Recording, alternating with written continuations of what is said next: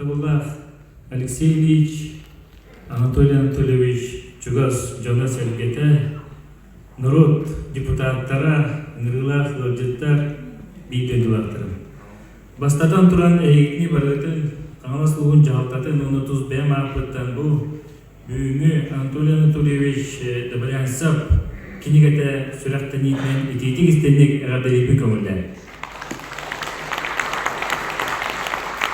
Алексей Ильич Лютик тағыныптың бұл бәтін етейтігер, бәтін тұға етігер тұн тиретті бұл күрджік Анатолий Анатольевич қанды да бар болуын, қанды дәтірі әйге кені күттігіні лар болуғаны тұн мәлчі интерегенедік, оны бәхелейдік барар әді.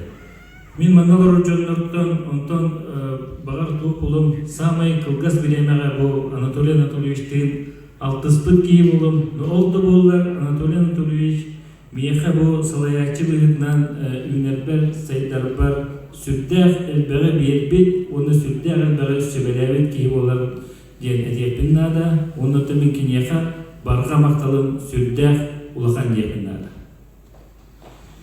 Добрый день, уважаемые гости сегодняшнего мероприятия, презентации книги Анатолий Добрянцев «Выдающиеся люди республики».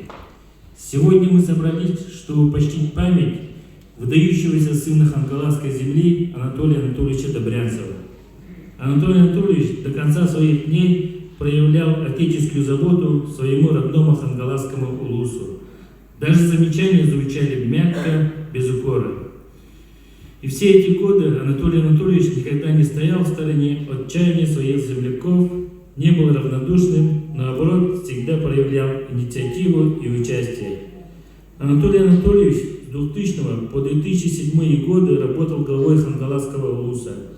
Под его непосредственным участием в 2003 году произошел переход на местное самоуправление органов власти на районном уровне, а в 2006 году уже на уровне поселений. За относительно небольшой период его главенства в хангаласском улусе были построены здания Титаринской, Техтюрской, Синской, Буганехтарской школ и другие социально-культурные и спортивные объекты. Были возведены многоквартирные дома, началось строительство трассы у нас, появились крупные сельскохозяйственные объекты, десятки квартальных и поселенческих котельных. Улучшилась дорожно-транспортная инфраструктура, началась плановая газификация населенных пунктов. Строились здания учебно-лабораторного корпуса Актемской филиала ЕГСХ, физико-математического форума Ленского края.